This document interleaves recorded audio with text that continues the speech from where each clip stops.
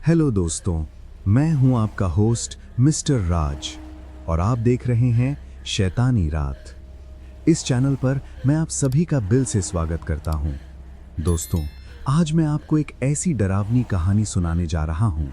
ये कहानी है प्रिया और राज की, जो पुणे शहर से 10 किलोमीटर दूर बसे एक छोटे से गांव तामसवाड़ी में शिफ्ट होते हैं। प्रिया 5 महीने की गर्भवती थी। उसके पेट में नन्हा जीवन धड़क रहा था। फिर एक शाम गांव की सन्नाटे भरी राह पर अचानक सामने आती है एक बूढ़ी औरत। चेहरे पर अजीब सी मुस्कान, आंखों में कुछ ऐसा जो देखकर रोंगटे खड़े हो जाएं। वो प्रिया को कुछ खाने के लिए थमा देती है और बस उसके बाद जो शुरू होता है वो इतना भयानक और हैरत अंगेज है कि आप सुनकर यकीन नहीं कर पाओगे कि ऐसी कोई घटना वाकई किसी की जिंदगी में घट सकती है। तो चलिए बिना देर किए शुरू करते हैं आज की खौफनाक कहानी, जलकट्टी का अभिशाप। बारिश की बूंदें खिड़की के शीशे पर तेज तेज टकरा रही थीं, जैसे कोई अनजान मेहमान बार बार दस्तक दे रहा हो। राज ने कार की स्पीड कम की और आगे की सड़क पर नजर डाली। सामने तामसवाड़ी गांव का पुराना बोर्ड था, जिस पर लाल पेंट से लिखा था तामसवाड़ी, गोदावरी की गोद में बसा गांव। कार के टायरों से पानी छलक रहा था और इंजन की आवाज बारिश के शोर में दब सी जा रही थी। राज, देखो कितना सुंदर है यहाँ, प्रिया ने खिड़की से सिर निकालकर कहा। उसकी आवाज में उत्साह था, लेकिन आंखों में थकान भी छिपी नहीं थी। 5 महीने की प्रेगनेंसी ने उसके चेहरे पर एक नरम चमक दी थी, पर लंबी यात्रा ने उसे थका दिया था। राज ने मुस्कुराकर उसका हाथ थामा। हाँ, शहर की भागदौड़ से दूर यही तो चाहिए था हमें। वे दोनों पिछले 6 महीने से इस पल की तैयारी कर रहे थे। पुणे के शोर शराबे वाले फ्लैट से निकलकर एक शांत जगह पर बसना, जहां प्रिया का बच्चा बिना प्रदूषण और तनाव के बड़े हो सके। राज की सॉफ्टवेयर कंपनी ने रिमोट वर्क की अनुमति दे दी थी और प्रिया ने अपनी टीचिंग जॉब छोड़ दी थी। अब उनका नया घर गांव के किनारे पर एक पुरानी हवेली स्टाइल बंगला था, जिसे उन्होंने ऑनलाइन देखकर खरीदा था। मकान मालिक ने कहा था, पुराना है लेकिन मजबूत, नदी के किनारे है, हवा अच्छी है। कार जब बंगले के गेट पर रुकी तो बारिश और तेज हो गई। राज ने छाता खोला और प्रिया को सहारा देकर अंदर ले गया। घर की लकड़ी की मुख्य दरवाजा खोलते ही पुरानी लकड़ी और नमी की हल्की सी महक आई। अंदर बड़ा हॉल था, जहां से सीढ़ियां ऊपर जाती थीं। दीवारों पर पुरानी तस्वीरें टंगी थीं, कोई फोटो नहीं, बस धुंधली छवियां। प्रिया ने हाथ से दीवार को छुआ। कितना पुराना लगता है, शायद 100 साल पुराना होगा। राज ने सामान उतारने में मदद की। रसोई घर में गैस सिलेंडर पहले से रखा था। प्रिया ने चाय बनाई और दोनों सोफे पर बैठ गए। बाहर बारिश की आवाज अब संगीत सी लग रही थी। प्रिया ने अपना पेट सहलाया। बीबी को यहाँ अच्छा लगेगा, शांति है, हवा साफ है, राज ने हंसते हुए कहा। और नदी भी पास है, शाम को टहलने चलेंगे, डॉक्टर ने कहा था वॉक अच्छा रहेगा तेरे लिए। शाम ढलते ढलते बारिश थोड़ी कम हुई। राज ने प्रिया को बाहर घुमाने का प्लान बनाया। वे दोनों छाता लेकर घर से निकले। बंगले से 100 मीटर आगे गोदावरी नदी का पुल था। पुल पर खड़े होकर वे नदी को देखने लगे।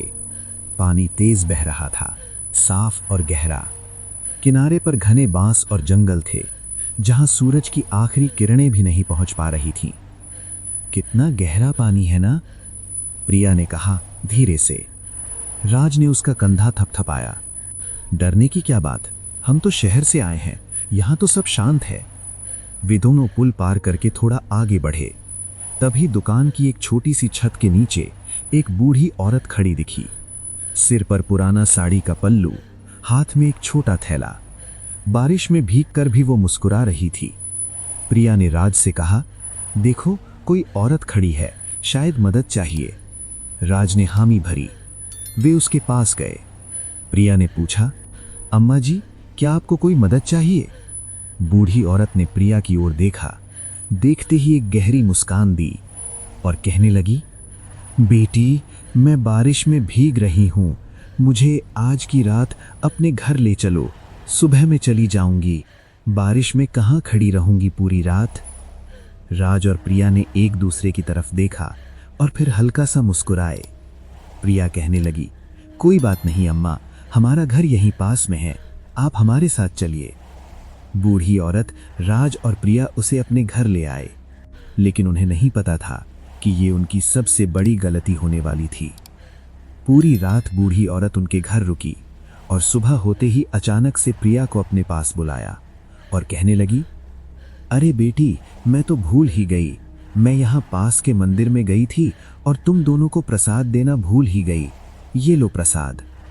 उसने थैले से एक छोटा सा काला बीज निकाला जो कोई फल का बीज नहीं लग रहा था, गोल, चिकना और अजीब तरह से चमकदार।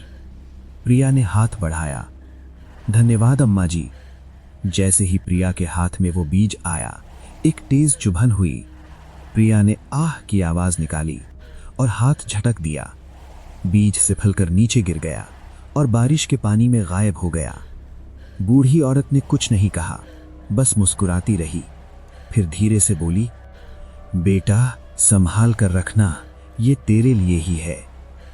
राज ने पूछा, आप कौन हैं, यहां रहती हैं? बूढ़ी औरत ने जवाब नहीं दिया, बस प्रिया के पेट की ओर देखकर बोली, ये बच्चा बहुत खास है। फिर वो मुड़ी और दूसरे दिन भी हल्की सी बारिश हो रही थी। वो बूढ़ी औरत बारिश में चल पड़ी।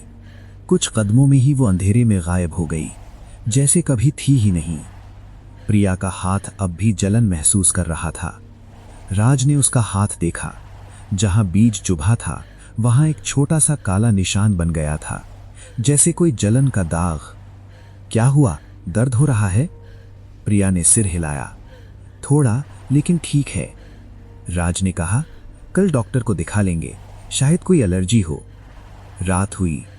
प्रिया बेड पर लेटी थी। राज लाइट बंद करके उसके पास लेटा।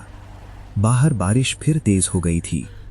प्रिया ने अचानक कहा, राज, मेरे पेट में कुछ हलचल हुई। राज ने मुस्कुराकर कहा, बेबी किक मार रहा होगा। प्रिया ने सिर हिलाया, लेकिन उसकी आंखों में डर था।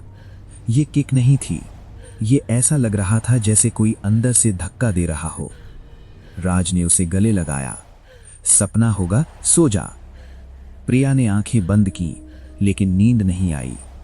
उसके मन में वही बूढ़ी औरत की मुस्कुराहट घूम रही थी और उसके हाथ का वो काला निशान जो अब धीरे धीरे फैलता हुआ लग रहा था। सुबह की पहली किरण घर की खिड़की से अंदर आई, लेकिन प्रिया की नींद पहले ही टूट चुकी थी। उसका हाथ अब भी जलन से भरा हुआ था। वो बेड पर बैठी दाएं हाथ की हथेली को घूर रही थी। जहां कल रात काला बीज चुभा था, वहां अब एक गोलाकार निशान बन गया था, काला, थोड़ा उभरा हुआ और चारों ओर लालिमा से घिरा। राज अभी सो रहा था, उसकी सांसें नियमित थीं।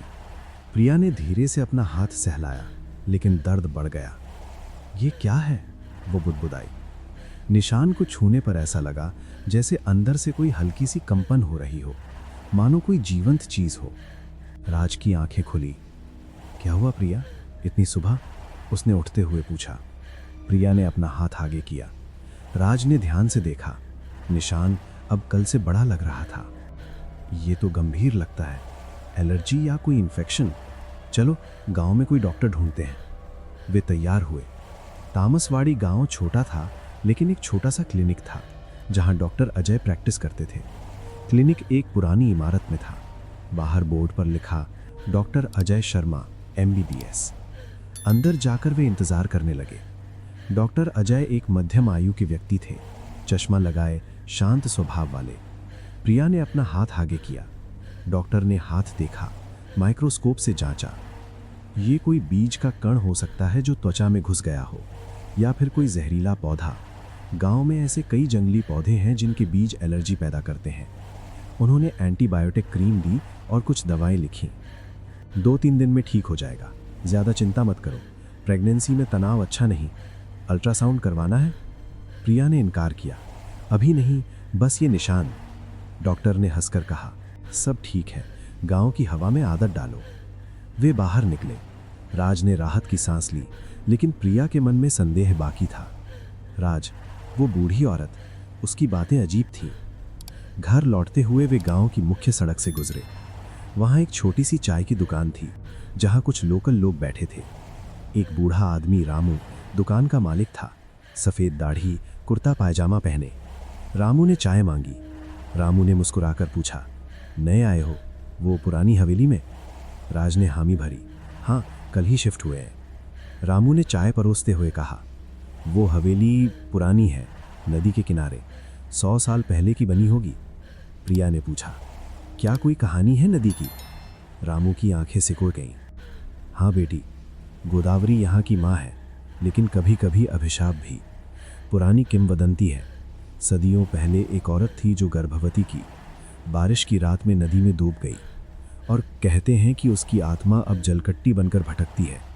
उसका अपना बच्चा तो पेट में ही मर गया, इसलिए वो गर्भवती औरतों को देखकर ईर्ष्या करती है। कभी कभी दिखाई देती है, अलग अलग रूप लेकर, कभी कोई खूबसूरत औरत 16 साल की बच्ची बनकर, और कभी बूढ़ी औरत बनकर। रूप बदलने में वो माहिर है। वो कोई चीज़ देती है खाने के लिए, लेकिन आप लोग नए आए हो, आप सावधान रहना। राज ने हंसकर कहा, बस कहानी होगी। लेकिन प्रिया का चेहरा पीला पड़ गया। कल रात हमने ऐसी ही एक बूढ़ी औरत देखी थी। रामू ने चौंक कर देखा। क्या क्या कुछ दिया था उसने? प्रिया ने बीज की बात बताई। रामू ने सिर हिलाया। वो जलकट्टी हो सकती है, लेकिन मैं पूरे विश्वास के साथ नहीं कह सकता। वो पानी से निकलती है, पानी में लौट जाती है। बच्चे की चाह में। सावधान रहना बेटी, अमावस्या आने वाली है, तब ऐसी शक्तियां सक्रिय होती हैं। वे घर लौटे। प्रिया ने रामू की बातों को मन से झटकने की कोशिश की, लेकिन निशान अब भी दर्द दे रहा था। शाम हुई। राज काम पर लगा था, लैपटॉप पर। प्रिया बालकनी में खड़ी थी, जहां से नदी दिखती थी। पानी अब शांत था, लेकिन हल्की लहरें उठ रही थीं। तभी दूर से एक आवाज आई, बच्चे के रोने की। प्रिया ने कान लगाए। ये क्या है? आवाज नदी से आ रही थी, कमजोर लेकिन साफ, जैसे कोई नवजात रो रहा हो, लेकिन उसमें एक अजीब सी गूंज थी। प्रिया करीब गई, लेकिन आवाज रुक गई। फिर शुरू हुई, इस बार करीब से। राज सुनो। राज आया, लेकिन तब तक आवाज गायब हो चुकी थी। शायद हवा का वहम होगा, राज ने कहा। लेकिन प्रिया ने अपना हाथ देखा। निशान के चारों ओर अब हल्की नीली लकीरें उभर रही थीं, जैसे नसें फैल रही हो। उसका दिल तेज धड़कने लगा। दिन बीतते जा रहे थे, लेकिन प्रिया के हाथ का वो काला निशान अब पूरे शरीर में फैलता हुआ महसूस हो रहा था। सुबह उठते ही वो आईने के सामने खड़ी हो गई। उसकी आंखों में थकान थी और चेहरे पर पीलापन छा गया था। हथेली का निशान अब बड़ा हो चुका था, लगभग 2 इंच का घेरा, जिसके बीच में काली लकीरें फैल रही थी, जैसे कोई जड़ें जमीन में धंस रही हों। लेकिन सबसे डरावनी बात यह थी कि ये लकीरें अब उसकी कलाई से ऊपर बांह तक पहुंच गई थीं और रंग नीला हो रहा था, जैसे नसें फूल रही हों। प्रिया ने अपना ब्लाउज ऊपर किया और पेट देखा। वहां भी हल्की नीली रेखाएं उभर रही थीं, मानो कोई नदी का जाल उसके शरीर पर बुन रहा हो। ये क्या हो रहा है मेरे साथ? वो खुद से बुदबुदाई। पेट में एक अजीब सी सनसनाहट थी, जैसे अंदर कोई चीज हिल रही हो। ना बच्चे की किक, बल्कि कुछ बढ़ता हुआ, फैलता हुआ। राज रसोई में नाश्ता बना रहा था।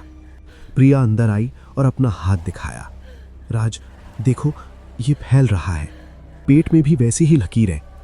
राज ने चम्मच रखा और ध्यान से देखा। उसका चेहरा सफेद पड़ गया।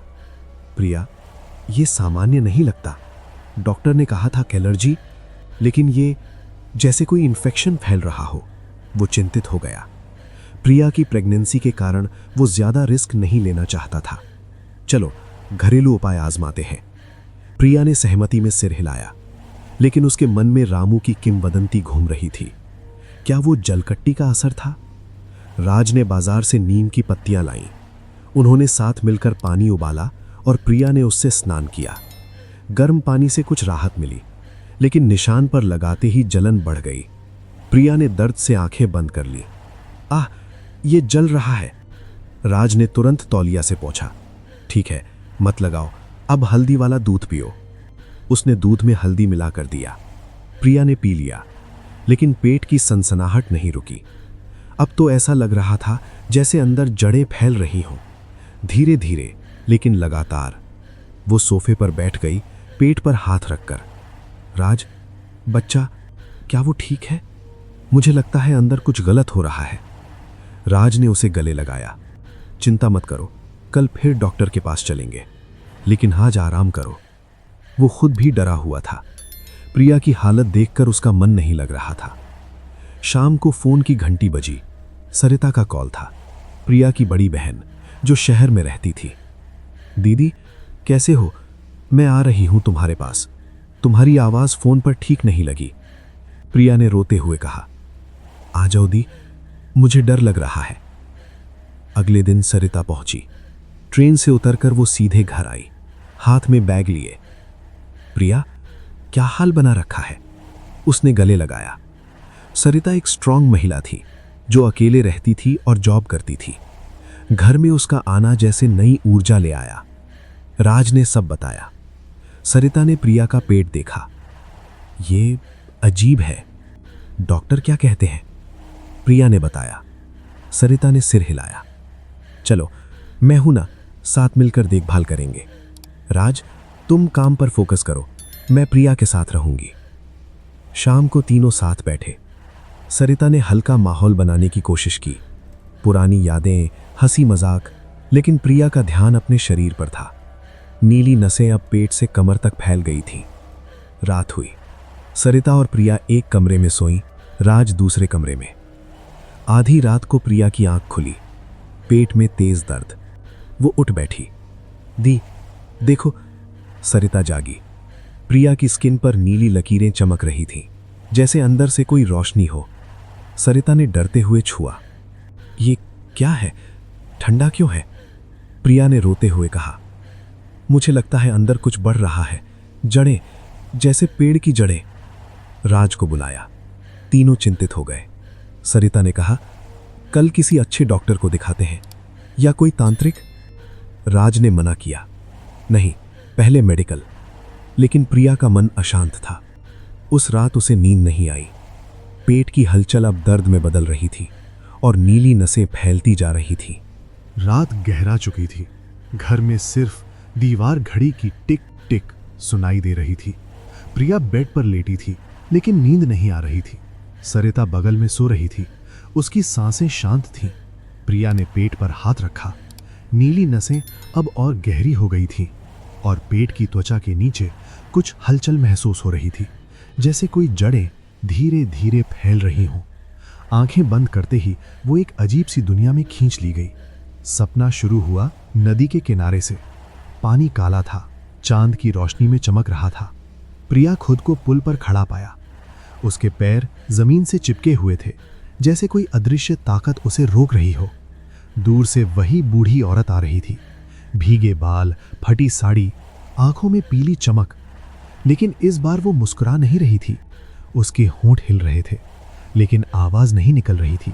प्रिया ने पीछे हटने की कोशिश की, पर पैर नहीं हिले। बूढ़ी औरत करीब आई, उसके हाथ बढ़ाए। बेटा, मेरा बच्चा दे दे। उसकी आवाज अब गूंज रही थी, जैसे पानी के नीचे से आ रही हो। प्रिया ने चीखने की कोशिश की, लेकिन मुंह से आवाज नहीं निकली। बूढ़ी औरत ने अपना हाथ प्रिया के पेट पर रख दिया। ठंडा स्पर्श, इतना ठंडा कि प्रिया का पूरा शरीर सुन्न हो गया। फिर अचानक बूढ़ी औरत का हाथ पेट के अंदर घुस गया। कोई दर्द नहीं, बस एक अजीब खिंचाव। प्रिया ने देखा, अंदर से काली जड़ें निकल रही थीं, जो बूढ़ी औरत के हाथ में लिपट रही थी। ये बच्चा मेरा है, बूढ़ी औरत हंसते हुए बोली। मैंने सदियों इंतजार किया, अब ये उग रहा है मेरे लिए। प्रिया ने पेट पकड़ा, लेकिन हाथ अंदर ही था। जड़ें अब उसके शरीर में फैल रही थीं, बाहों में, पैरों में, गर्दन तक। उसकी स्किन फट रही थी, नीचे से पानी बह रहा था। प्रिया जोर से चीखी, आंखें खुली। वो बेड पर बैठी थी, पसीने से तर। सरिता जाग गई। प्रिया, क्या हुआ? प्रिया रो रही थी। सपना दी, वो औरत मेरे पेट में हाथ डाल रही थी, कह रही थी बच्चा उसका है, जड़ें, अंदर जड़ें उग रही हैं। सरिता ने उसे गले लगाया। शांत हो जा, बस बुरा सपना था। लेकिन प्रिया को लगा ये सिर्फ सपना नहीं था। वो उठी और आईने के सामने गई। पेट पर नीली नसें अब और स्पष्ट थीं, जैसे कोई जाल बुन रहा हो। उसने अपना मुंह खोला। राज, राज। राज दौड़ कर आया। प्रिया ने सब बताया। राज का चेहरा गंभीर हो गया। प्रिया, तू नींद में भी बोल रही थी। बार बार मेरा बच्चा कह रही थी। आवाज बदल गई थी, जैसे कोई और बोल रहा हो। राज ने फोन उठाया और रामू को कॉल किया। रामू ने सुना और कहा, बाबू, ये जल कट्टी का असर है। वो सपनों में आती है, मन को कमजोर करती है। अब वो किसी और के बच्चे को अपना बनाने की कोशिश करती है, लेकिन ये सिर्फ सपना नहीं, असल में शरीर में घुस रही है। अमावस्या करीब है, तब उसकी ताकत और बढ़ेगी। राज ने पूछा, क्या कोई उपाय है? रामू ने कहा, तांत्रिक दत्तात्रेय बाबा हैं, गांव से दूर जंगल में रहते हैं, लेकिन वे आसानी से नहीं मिलते। सपनों की बात सुनकर राज का मन अब शांत नहीं था। उसने फैसला किया कि अब और इंतजार नहीं करेगा और अगली सुबह वो अतेला नदी के किनारे पहुंचा।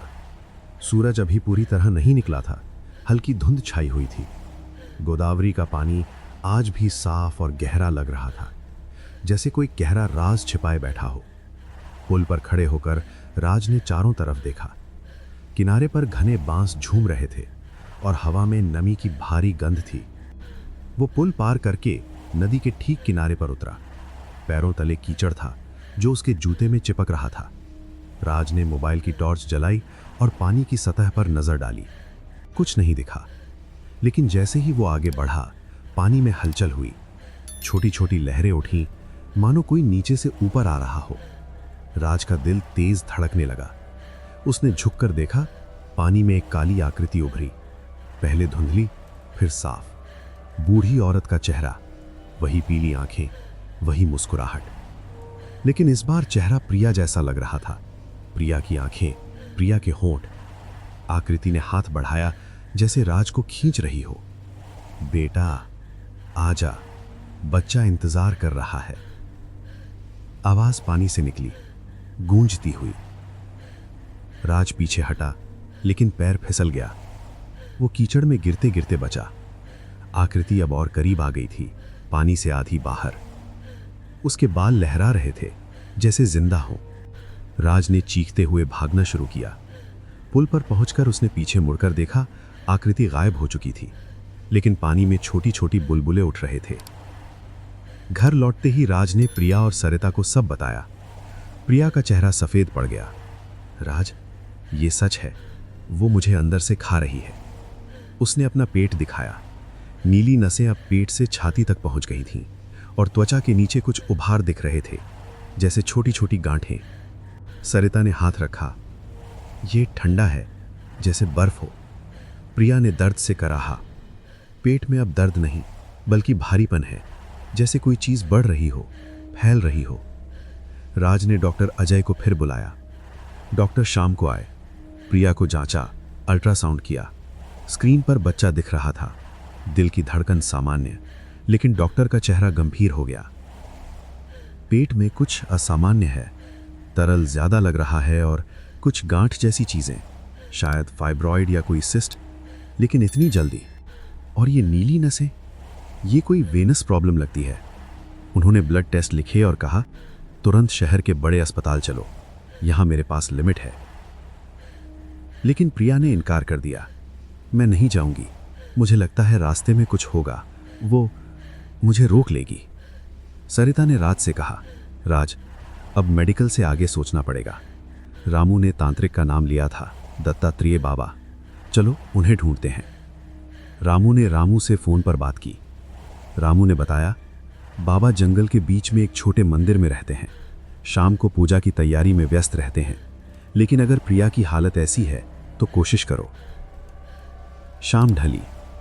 राज, सरिता और प्रिया तीनों नदी के किनारे गए। प्रिया को सहारा देकर चलना पड़ रहा था। पानी अब तेज बह रहा था। वे पुल पर रुके। प्रिया ने पानी की ओर देखा। राज, सुनो। पानी से फिर वही आवाज आई, बच्चे के रोने की, लेकिन अब मिश्रित थी बूढ़ी औरत की हंसी से। प्रिया का शरीर कांपने लगा। उसकी नीली नसें चमक उठी। सरिता ने उसे पकड़ा। प्रिया, मजबूत रहो। तभी पानी से कई काली परछाइयां उभरीं, छोटी छोटी आकृतियां, जैसे बच्चे की परछाइयां, लेकिन आंखें पीली। वे पानी पर तैर रही थीं, प्रिया को घूर रही थीं। राज ने चीखा, ये क्या है? परछाइयां धीरे धीरे करीब आईं, लेकिन पुल की रेलिंग तक नहीं पहुंची। प्रिया ने पेट पकड़ा। वे मेरे बच्चे को बुला रही हैं। राज ने सबको घर की ओर भागने के लिए कहा। खींचकर घर पहुंचकर प्रिया गिर पड़ी। राज अब और नहीं सह सकती। वो अंदर है, मेरे बच्चे में है। राज ने सरिता से कहा। लेकिन सरिता ने कहा, राज आज देखा ना क्या हुआ। लगता है वो बूढ़ी औरत हमें यहां से कहीं नहीं जाने देगी। अब हम कैसे बाबा के पास जा सकते हैं? रात भर प्रिया कराहती रही। नीली नसें अब गर्दन तक पहुंच गई थीं और पानी की आवाज घर के बाहर से सुनाई दे रही थी, जैसे कोई बुला रहा हो। सब बहुत डर चुके थे। रात का अंधेरा घर को घेर चुका था। बाहर हवा में नदी की लहरों की आवाज आ रही थी, जैसे कोई दूर से बुला रहा हो। प्रिया बेड पर लेटी थी, लेकिन उसकी आंखें खुली थीं। नीली नसें अब उसके चेहरे तक पहुंच गई थीं। गालों पर हल्की हल्की लकीरें, जैसे कोई नदी का नक्शा उसकी स्किन पर उकेरा जा रहा हो। सरिता बगल में बैठी थी, प्रिया का हाथ थामे। राज हॉल में रामू को फोन करने की कोशिश कर रहा था, लेकिन फोन लग ही नहीं रहा था। अचानक घर में चूड़ियों की खनक सुनाई दी, हल्की लेकिन साफ। सरिता चौंक कर उठी। ये क्या था? प्रिया का शरीर कांप गया। दी, वो आई है। आवाज अब करीब आ रही थी, खनक खनक, जैसे कोई औरत धीरे धीरे सीढ़ियां चढ़ रही हो। राज दौड़कर अंदर आया। क्या हुआ? सरिता ने इशारा किया।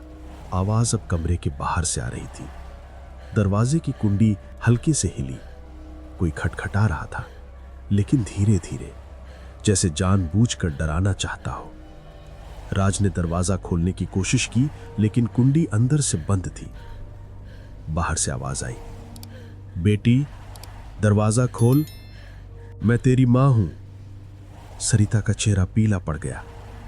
ये मां की आवाज, लेकिन ये कैसे? प्रिया ने रोते हुए कहा, नहीं खोलना, ये वही है, वो हम सबको अलग अलग बुलाएगी। आवाज अब बदल गई। अब राज की मां की आवाज थी। बेटा मैं आई हूं, दरवाजा खोल दे, ठंड लग रही है। राज का हाथ कांप गया। उसकी मां तो शहर में थी, लेकिन आवाज बिल्कुल वैसी ही थी, प्यार भरी, लेकिन अब उसमें एक ठंडक थी। तभी सरिता के बालों में कुछ हुआ, जैसे कोई हाथ ने पीछे से पकड़ लिया हो। सरिता चीखी और पीछे मुड़ी। कुछ नहीं था, लेकिन उसके बाल अब उलझे हुए थे, जैसे किसी ने जोर से खींचा हो। आह, मेरे बाल किसी ने खींचे। प्रिया उठकर बैठी। उसका पेट अब भारी लग रहा था। नीली नसें चमक रही थीं। दी, वो अब तुम्हें भी। सरिता ने हाथ बढ़ाकर प्रिया को पकड़ा, लेकिन तभी कमरे की लाइट फ्लिकर करने लगी। अंधेरा, उजाला, फिर पूरी तरह अंधेरा। अंधेरे में एक ठंडी हवा आई। दरवाजा धीरे से खुला, खुद ब खुद। बाहर गलियारे में कोई खड़ा था, बूढ़ी औरत, लेकिन इस बार उसका चेहरा बदल रहा था। कभी प्रिया जैसा, कभी सरिता जैसा, कभी राज की मां जैसा। सब मेरे हैं, बच्चा मेरा है, उसने कर्कश आवाज में कहा। राज ने मोबाइल की टॉर्च चलाई। रोशनी में औरत गायब हो गई, लेकिन चूड़ियों की खनक अब कमरे के अंदर थी। सरिता के कंधे पर एक ठंडा स्पर्श महसूस हुआ। वो चीखी और पीछे हटी। उसके कंधे पर नीला निशान बन गया, छोटा सा लेकिन फैलता हुआ। आह, मेरे कंधे पर, ये मेरे साथ भी। सरिता रो पड़ी। प्रिया अब चीख रही थी। प्रिया के मुंह से अचानक अलग आवाज निकली, बूढ़ी औरत की। बेटा मुझे दे दे, तू आराम कर, मैं संभाल लूंगी। प्रिया का शरीर कांप रहा था। उसकी आंखें पीली पड़ गईं। राज ने उसे झटका दिया। प्रिया, प्रिया वापस आ। प्रिया की आंखें सामान्य हुई, लेकिन वो थक कर गिर पड़ी। राज, वो अंदर है, मेरे बच्चे में, अब सरिता को भी। राज का मन टूट चुका था। उसने फिर से मोबाइल उठाया और रामू को फिर कॉल किया और इस बार फोन लग गया था। रामू जी, मेरा परिवार अब खतरा में है। सरिता को भी लगा। दत्तात्रेय बाबा को लाना होगा। रामू ने कहा, कल सुबह मैं खुद ले आऊंगा, लेकिन रात भर सावधान रहना। कोई भी आवाज आए दरवाजा मत खोलना। मंत्र पढ़ो, ओम नमो भगवते वासुदेवाय। राज ने फोन रखा। तीनों एक कमरे में बैठ गए। लाइट जला ली। सरिता अब डरी हुई थी। राज, अगर ये फैल गया तो? राज ने कहा, नहीं फैलेगा, हम लड़ेंगे। लेकिन बाहर से फिर आवाज आई, इस बार प्रिया की मां की। बेटी, मैं आई हूं। प्रिया ने कान बंद कर लिए। नहीं सुनूंगी, नहीं सुनूंगी। रात भर में जागते रहे। चूड़ियों की खनक कभी कभी आती, कभी बाल खींचने का एहसास, लेकिन वो एक दूसरे को थामे रहे। सुबह होने वाली थी, लेकिन खतरा अब सिर्फ प्रिया तक सीमित नहीं था। पूरा परिवार डर के साए में था और दत्तात्रेय बाबा की उम्मीद ही अब बची थी। सुबह की पहली किरण के साथ रामू दत्तात्रेय बाबा को लेकर घर पहुंचे। बाबा एक लंबे दुबले व्यक्ति थे। सफेद धोती कुर्ता, सिर पर छोटा सा पगड़ी, हाथ में लकड़ी की छड़ी। उनकी आंखें गहरी थीं, जैसे सदियों का अनुभव छिपा हो। रामू ने उन्हें नमस्कार किया और राज से कहा, बाबा आए हैं, अब सब ठीक होगा। राज ने बाबा को अंदर बुलाया। प्रिया और सरिता हॉल में बैठी थीं। प्रिया का चेहरा पीला था। नीली नसें अब उसके पूरे शरीर पर फैल चुकी थीं, गर्दन, चेहरा, यहां तक कि उंगलियों तक। सरिता के कंधे पर भी नीला निशान फैल रहा था। बाबा ने दोनों को देखा, लेकिन कोई भाव नहीं बदला। वे शांत बैठ गए। राज ने सारी घटनाएं बताईं। बाबा ने आंखें बंद की और कुछ देर चुप रहे। फिर बोले, ये जलकट्टी है, सदियों पुरानी अभिशापित आत्मा। गोदावरी में डूबी थी, बच्चा कभी नहीं हुआ। अब गर्भवती औरतों के बच्चे को अपना बनाने की कोशिश करती है। लेकिन ये अब सिर्फ प्रिया तक नहीं, परिवार में फैल रही है, क्योंकि तुम सबने उसे अंदर आने का रास्ता दिया। प्रिया रो पड़ी, बाबा, मेरे बच्चे को बचा लीजिए। बाबा ने उसका हाथ थामा। ठंडा स्पर्श, लेकिन शांत। डर मत, आज रात तीसरे प्रहर में एक अनुष्ठान करना होगा, लेकिन शर्त है, कोई भी घर से बाहर नहीं जाएगा। कोई आवाज आए, कोई चीखे, कोई दरवाजा खटखटाए, मत खोलना, वरना वो अंदर घुस आएगी। बाबा ने अपना थैला खोला। अंदर से निकाले एक तांबे का कलश, लाल और काला धागा, काली धूप की कड़ियां, नींबू, सिंदूर और कुछ जड़ी बूटियां। उन्होंने घर के चारों कोनों में छोटे छोटे दिए जलवाए। हर कोने में एक एक कलश रखा, जिसमें पवित्र जल भरा था। फिर प्रिया को पूजा घर के सामने बिठाया। सरिता और राज को भी पास बिठाया। बाबा ने कहा, अब हम शुरू करते हैं। शाम ढली, घर में सन्नाटा था। बाबा ने काली धूप जलाई। गंध पूरे घर में फैल गई, तेज, भारी। फिर उन्होंने मंत्र पढ़ना शुरू किया। ओम अपवित्रा अपवित्रो वा सर्वावस्थांगतो अपि वा यस्मरेत पुंडरीकाक्षम स बाह्याभ्यंतरः शुचिः। उनकी आवाज गहरी थी, गूंजती हुई। प्रिया का शरीर कांपने लगा।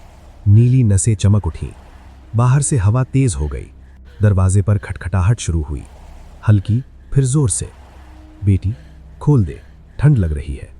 प्रिया की मां की आवाज। प्रिया ने कान बंद कर लिए। बाबा ने कहा, मत सुनो, ये उसका जाल है। बाबा ने लाल धागा निकाला, उसे प्रिया के गर्भ पर बांधा। धागा छूते ही प्रिया चीखी, आह, जल रहा है। लेकिन बाबा ने उसे थामा। ये दर्द अच्छा है, शक्ति बाहर निकल रही है। फिर उन्होंने काला धागा सरिता के कंधे पर बांधा। सरिता का निशान भी जलने लगा। बाबा ने कलश उठाया। मंत्र तेज हो गए। ओम नमो भगवते वासुदेवाय जलकट्टीम बंधय बंधय स्वाहा। घर में हवा ठंडी हो गई। दीवारों पर परछाइयां नाचने लगीं।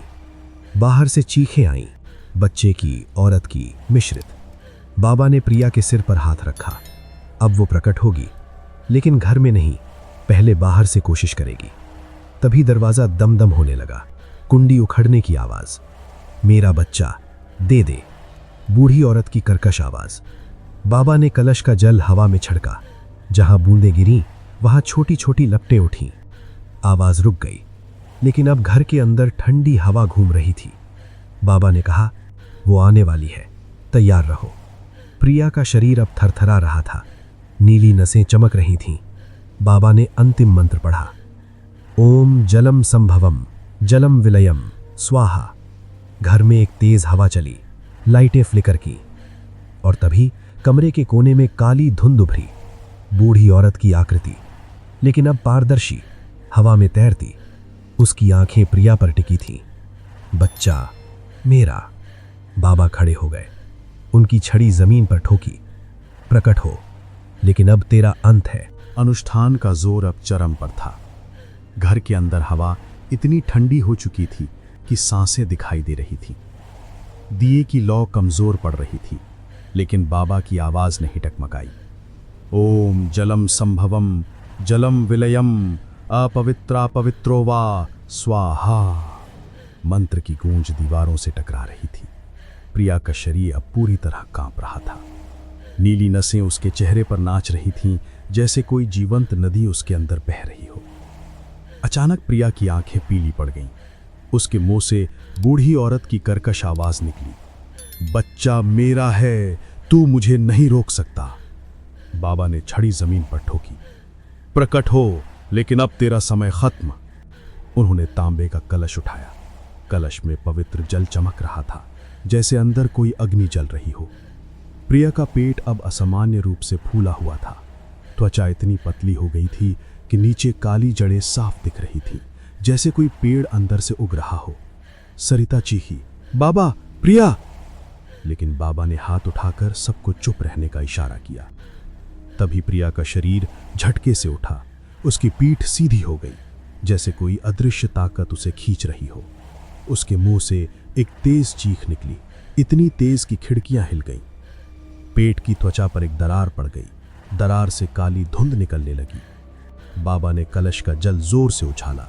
जहां बूंदें गिरीं, वहां लपटें उठीं, नीली काली आग, जो जल्दी नहीं जल रही थी, बल्कि धुंध को जला रही थी। प्रिया का पेट अब फटने लगा। त्वचा चीर गई और अंदर से काली जड़ें बाहर निकल आईं, लंबी, घुमावदार, जैसे कोई जिंदा चाल। जड़ें हवा में लहरा रही थीं, घर की दीवारों पर फैल रही थीं। एक जड़ सरिता की ओर बढ़ी। सरिता पीछे हटी, लेकिन जड़ ने उसके कंधे को छू लिया। नीला निशान जल उठा। सरिता चीखी और गिर पड़ी। राज दौड़ा, प्रिया, लेकिन बाबा ने रोका। पीछे हटो, ये उसका अंतिम प्रयास है। जड़ें अब पूरे कमरे में फैल गई थी। वे छत तक पहुंच रही थीं, फर्श पर लिपट रही थीं। बीच में प्रिया का शरीर लटका हुआ था, आंखें बंद, लेकिन मुंह से अभी भी बूढ़ी औरत की आवाज निकल रही थी, तुम सब मर जाओगे, बच्चा मेरा रहेगा। बाबा ने कलश पूरा उल्टा किया। सारा जल प्रिया के पेट पर गिरा। जहां जल गिरा वहां तेज लपट उठी। जड़ें सिकुड़ने लगी, जलने लगी। प्रिया का शरीर झटके से नीचे गिरा। उसका पेट अब फटा हुआ था, लेकिन खून नहीं, सिर्फ काली धुंध और पानी बह रहा था। बाबा ने अंतिम मंत्र पढ़ा, ओम अपान नपात विलयम गच्छ स्वाहा। धुंध चीखी, एक तेज आवाज आई, जैसे हजारों बच्चों की चीख एक साथ। जड़ें सिकुड़कर प्रिया के पेट से वापस अंदर खिंच गईं, लेकिन एक आखिरी जड़ बाहर निकली, लंबी, काली, और उस पर छोटे छोटे चेहरे उभरे हुए थे, जैसे कई बच्चे एक साथ रो रहे हों। जड़ बाबा की ओर बढ़ी। बाबा ने छड़ी से उसे मारा। छड़ी छूते ही जड़ जल गई, राख बनकर बिखर गई। प्रिया का शरीर अब शांत हो गया। उसका पेट धीरे धीरे सामान्य होने लगा। नीली नसें फीकी पड़ रही थी। सरिता उठी। कंधे का निशान भी गायब हो रहा था। घर में सन्नाटा छा गया, सिर्फ धूप की गंध और प्रिया की कमजोर सांसें। बाबा ने कलश में बची राख इकट्ठी की। ये उसका अस्तित्व है, अब इसे नदी में बहाना होगा। लेकिन लड़ाई अभी खत्म नहीं हुई। बच्चा अभी पैदा होना बाकी है। राज ने प्रिया को गोद में उठाया। उसकी आंखें खुली। राज, वो गई? राज ने सिर हिलाया, लेकिन बाबा की आंखों में चिंता थी। वो वापस गई, लेकिन बच्चे में कुछ बचा हो सकता है। अब जन्म का समय है। घर में शांति थी, लेकिन हवा में अभी भी ठंडक बाकी थी। अंतिम संघर्ष खत्म हुआ था, लेकिन असली खतरा अब बच्चे के साथ आने वाला था। अनुष्ठान के बाद घर में एक अजीब सी शांति छा गई थी। दीवारों पर लगी काली राख साफ हो चुकी थी। नीली नसें प्रिया की स्किन से लगभग गायब हो गई थी और सरिता का कंधा भी सामान्य लग रहा था। लेकिन सबकी आंखों में अभी भी डर बाकी था। बाबा ने कलश में बची राख को एक कपड़े में बांधा और कहा, यह अभी नदी में बहानी होगी, लेकिन पहले बच्चे का जन्म आज रात ही होगा। अमावस्या की आखिरी घड़ी है। प्रिया अब बेड पर लेटी थी। उसका पेट अभी भी भारी था, लेकिन दर्द अब पहले जैसा नहीं था। राज उसके पास बैठा था, हाथ थामे। सरिता पानी और तौलिए तैयार कर रही थी। बाबा ने कमरे में दिए जलवाए और मंत्र पढ़ना शुरू किया, हल्के शांत स्वर में। ओम नमो भगवते वासुदेवाय, मातृ रक्षतु, बालम रक्षतु। प्रिया की सांसें तेज हो गईं। राज, लग रहा है समय आ गया। दर्द की पहली लहर आई। प्रिया ने जोर से कहा। राज घबरा गया। बाबा, कुछ हो जाएगा? बाबा ने सिर हिलाया। प्रकृति का काम है, लेकिन हम साथ हैं। सरिता ने प्रिया के माथे पर ठंडा कपड़ा रखा। प्रिया की आंखें बंद थीं, लेकिन चेहरे पर पसीना था। दर्द की दूसरी लहर आई, तेज, गहरी। प्रिया चीखी, आह! राज, बहुत दर्द। राज ने उसका हाथ कसकर पकड़ा। मैं हूं, मजबूत रहो। समय बीतता गया, रात गहराती गई। बाबा मंत्र पढ़ते रहे। प्रिया की सांसें अब अनियमित थीं। अचानक एक तेज दर्द आया। प्रिया का शरीर झटके से उठा। आ रहा है, बच्चा आ रहा है। सरिता ने तौलिए तैयार किए। बाबा ने कलश का थोड़ा जल प्रिया के पेट पर छिड़का। ओम अपाम नपत बालम देही स्वाहा। प्रिया ने आखिरी जोर लगाया। एक तेज चीख के साथ बच्चा बाहर आया। सरिता ने उसे तौलिए में लपेटा। बच्चा रोया, एक सामान्य नवजात की रोने की आवाज। राज की आंखों में आंसू आ गए। प्रिया, हमारा बेटा है। प्रिया थक कर मुस्कुराई। देखो कितना सुंदर है। बाबा ने बच्चे को देखा। राज ने उसे गोद में लिया। बच्चा छोटा था, गुलाबी स्किन, बंद आंखें। लेकिन जैसे ही राज ने उसे करीब लाया, बच्चे की आंखें खुली। राज का दिल धक से रह गया। आंखों में पीली चमक थी, वही पीली चमक जो बूढ़ी औरत की आंखों में थी। चमक धीरे धीरे गायब हुई, लेकिन राज ने देख लिया। बाबा ने भी देखा। उनका चेहरा गंभीर हो गया। ये सामान्य नहीं है। सरिता ने बच्चे को प्रिया की गोद में दिया। प्रिया ने उसे सीने से लगाया। मेरा राजकुमार। लेकिन बच्चे की आंखें फिर पीली हुईं, सिर्फ एक पल के लिए। प्रिया ने नहीं देखा, लेकिन राज और बाबा ने देखा। बाबा ने धीरे से कहा, अभिशाप पूरी तरह नहीं गया, वो बच्चे में आ चुका है। जलकट्टी का एक हिस्सा अब इस बच्चे के साथ है। राज चौंक गया। क्या मतलब, वो वापस आएगी? बाबा ने सिर हिलाया। नहीं आएगी, लेकिन बच्चा बड़ा होगा। जब वो समझदार होगा, तब उसकी आंखों में वो चमक आएगी। नदी की ओर आकर्षण होगा, वो उसे बुलाएगी। लेकिन अभी बच्चा निर्दोष है। हमने उसे बचा लिया। प्रिया ने बच्चे को चूम लिया। वो हमारा है, हम उसे संभालेंगे। लेकिन राज का मन अशांत था।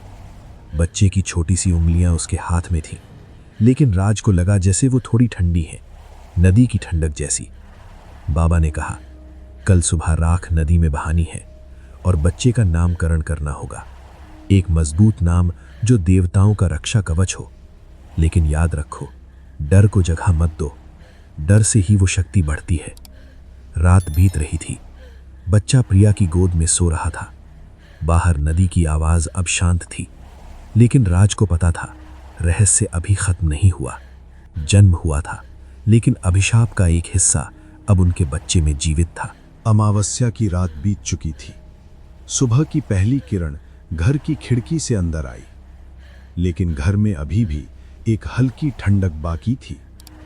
बच्चे का नामकरण हो चुका था, आरव। प्रिया ने उसे गोद में लिया, उसकी छोटी सी उंगलियां थामी। आरव, मेरा राजकुमार। बच्चा शांत सो रहा था, उसकी सांसें नियमित। राज ने मुस्कुराकर प्रिया का माथा चूमा। सरिता ने चाय बनाई। बाबा बाहर बैठे थे। कलश में बची राख को हाथ में लिए। अब इसे नदी में बहाना है, आज ही। वे सब नदी के किनारे पहुंचे। गोदावरी अब शांत थी, जैसे कल की तूफानी रात कभी हुई ही नहीं। बाबा ने कलश खोला। राख काली थी, लेकिन उसमें एक अजीब चमक थी। उन्होंने मंत्र पढ़ा, ओम अपान नपत विलयम गच्छ स्वाहा। राख को पानी में उड़ेला। जैसे ही राख पानी में गिरी, नदी में हलचल हुई। छोटी छोटी लहरें उठीं और पानी से काली परछाइयां उभरीं।